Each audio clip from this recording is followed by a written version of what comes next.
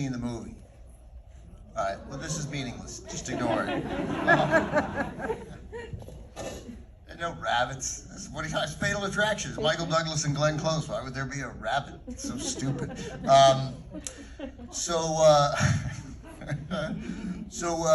It's tough to talk about this movie because the most compelling stories about it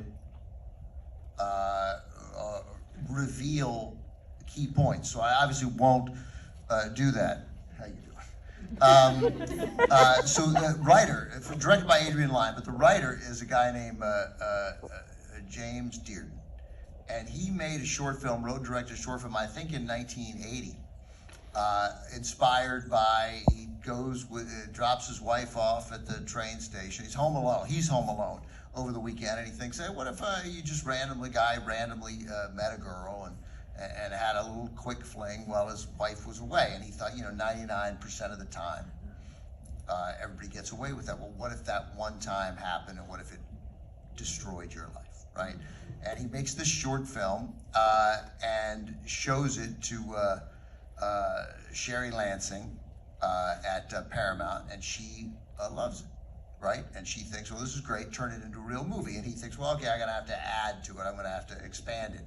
And things like, again, what if you dropped your family off at the train station and then bang, like that, you met somebody. And from that sprang this movie. Glenn Close, who, by the way, anybody know off the top of their head how many Oscar nominations Glenn Close has? 88. All right, well, apparently you know. No, it's 8.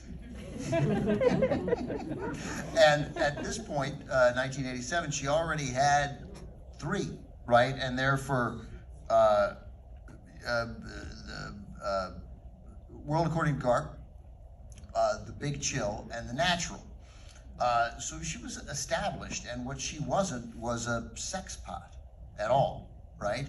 And so she wanted a role where she was this sort of where she would play against type, and as you'll see, she very much plays against type. Now, all I will tell those people who haven't seen it is that the ending is twisty, and so stay until the end. And it was the ending you were going to see is not the original ending. And since there are only like 38 people here, I will probably have an opportunity over the next couple of days, in case you don't know, to tell you about the original ending. If you just say, hey, I was at Fatal Attraction, what was the original ending?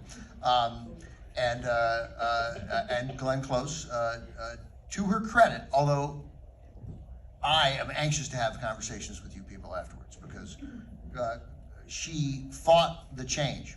Didn't shoot it for 3 weeks. She argued. She said, I was mad. I was pissed. I did not want to do this. But I think while I love sort of an actor, an artist sort of fighting for what they believe is the truth and not capitulating to studio changes or the whims of an audience, I actually don't think Glenn Close had a full grasp of the full character. So that would be a fun conversation to have afterwards. The movie is thrilling. I think it is Michael Douglas's best performance in 1987, the role that he deserved to win an Academy Award for. Instead, he won the same year for Wall Street, which is big and showy, and he has slick back hair and cool lines. But that's a fake person, Gordon Gekko. I mean, he's great, but Gordon Gekko is a fake. This is a real guy. Dan. Dan is a real guy. And Glenn Close doesn't want to be ignored by Dan, and that's an understandable situation. Okay, enough. Enjoy it. There you go. This is not, often I will bring a rabbit in a pot to a movie introduction, so don't read anything into that. From 1987, directed by Adrian Lyne. Ann Archer, by the way, my dad and I, this was a weird moment because I was 20 years old when this came out, and both my father and I had crushes on Ann Archer. Enjoy the film. Thanks, everybody.